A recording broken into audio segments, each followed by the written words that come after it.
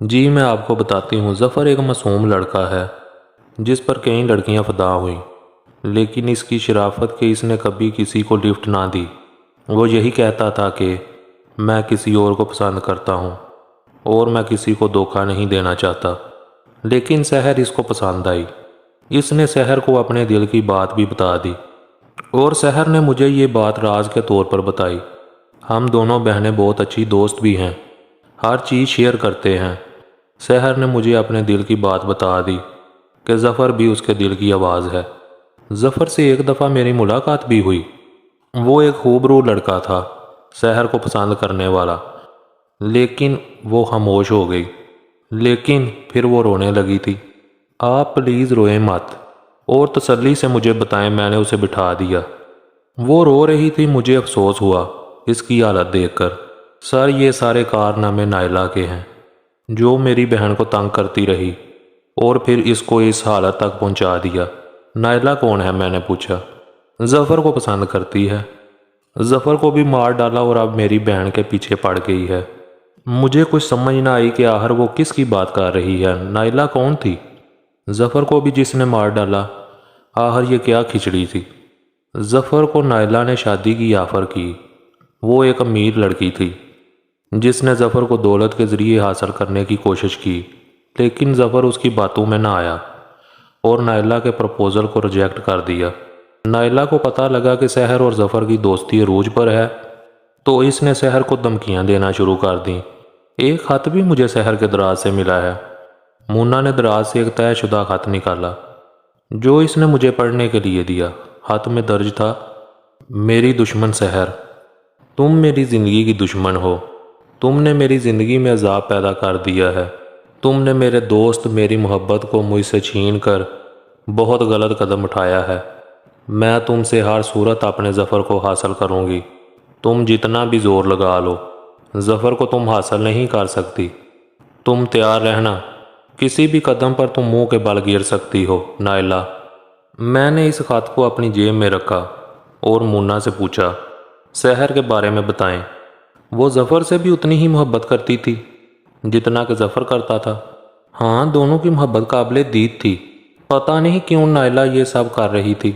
میرے خیال میں صرف یہ خط ثبوت کے لیے کافی نہیں، کیونکہ جس رات سحر کے بال کاٹے گئے اس رات وہ گھر پر ہی تھی۔ میں نے پوچھا۔ ہاں وہ گھر پر ہی تھی، لیکن اس رات وہ معمول سے 1 گھنٹہ لیٹ آئی تھی۔ اس کی ذہنی حالت ٹھیک نہیں تھی اور وہ اسکارف میں تھی۔ وہ بولی، اسکارف وہ ہر وقت استعمال کرتی ہے یا کبھی کبھی؟ میں نے پوچھا۔ وہ روزانہ جب باہر جاتی ہے تو اسکارف پہنتی ہے، لیکن رات وہ کچھ گھبرائی ہوئی تھی، خاموش اور کنفیوز تھی۔ وہ بولی، آپ نے اس سے کچھ پوچھا نہیں کہ وہ اتنا کنفیوز کیوں ہے؟ پوچھا تھا، لیکن سر درکا کہہ کر اپنے کمرے میں چلی گئی۔ جب وہ اپنے کمرے میں گئی تو اس کے پیچھے کوئی گیا، یعنی بعد میں کسی کام کے سلسلے میں کوئی گیا ہو۔ میرے خیال میں کوئی نہیں گیا، سب لوگ سر شام ہی سو جاتے ہیں۔ ویسے حیرت ہے، آپ نے اپنی بہن سے پریشانی کی وجہ تک نہیں پوچھی؟ آپ کو سحر سے وجہ پتہ کرنی چاہیے تھی۔ وہ خاموش ہو گئی۔ بہرحال آپ سحر کا خیال رکھیں، میں مزید تفتیش کرتا ہوں۔ تب ہی میں نے بیڈ کے نیچے کچھ دیکھا اور ہاتھ بڑھا کر جیب میں ڈال لیا۔ وہ جو کچھ بھی تھا بہت اہم تھا۔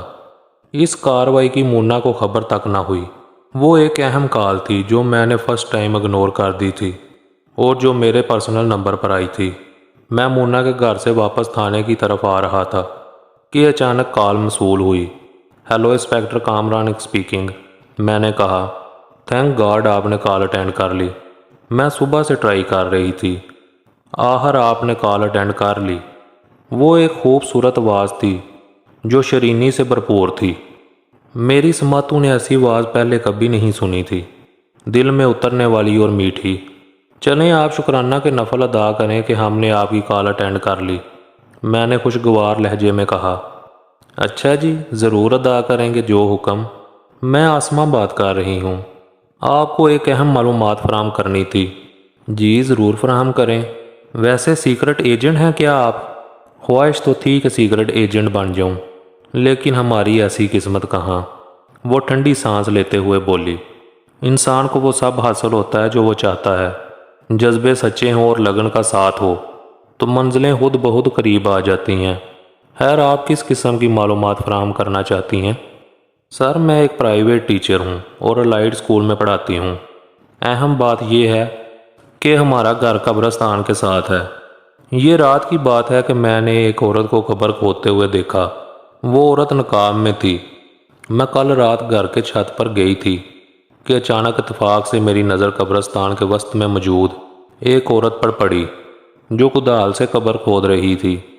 उसने ब्लैक लिबास पहन रखा था और नकाब पोश औरत ने कब्र खोदने के बाद शापर इस कब्र में रख दिया और चलती बनी। दूसरी तरफ मुकम्मल खामोशी हुई तो मैं बोला, आप कहाँ से बोल रही हैं? एड्रेस लिखवाएं। मैंने कहा, ब्लू एरिया, न्यू स्ट्रीट, पुराना कब्रिस्तान। दूसरी तरफ से बताया गया। ओके, जिस तरह के हालात चल रहे हैं इसके तनाज़र में हमें हर छोटी छोटी चीज़ पर भी तवज्जो देनी होगी। आपका नंबर मेरे पास सेव है और आज शाम तक ये मामला भी देखा जाएगा। वैसे कुछ लोग जादू टूना भी करते हैं और इस तरह के लोग भी कैफरे करदार तक पहुंचने चाहिए। बिल्कुल सर, मैं खुद भी यही चाहती हूँ कि आप इस तरफ भी तवज्जो दें ताकि शरपसंद अनासर अपने अंजाम को पहुँचें। चाहे जिस तरह से भी नुकसान पहुँचाने वाले लोग सामने आए, इनको सज़ा होनी चाहिए और मैं इस मामले में हर किस्म के तावन के लिए तैयार हूँ। आसमा बोली, जी बहुत शुक्रिया। मुझे मज़ीद मालूमात चाहिए होगी तो मैं आपकी खिदमात लेना चाहूँगा। मैं हाज़िर हूँ। मुल्क व कौम के लिए हमा वक्त हाज़िर हूँ। इसका अंदाज सच्चा और जानदार था। मुझे अच्छा लगा आपका जज्बा। मैंने कॉल एंड की। तब तक हम थाने पहुँच गए थे। वहाँ अलग तमाशा हुआ पड़ा था। हेड मुहर्रर और एक नौजवान शख्स बहस मुबासे में उलझे हुए थे।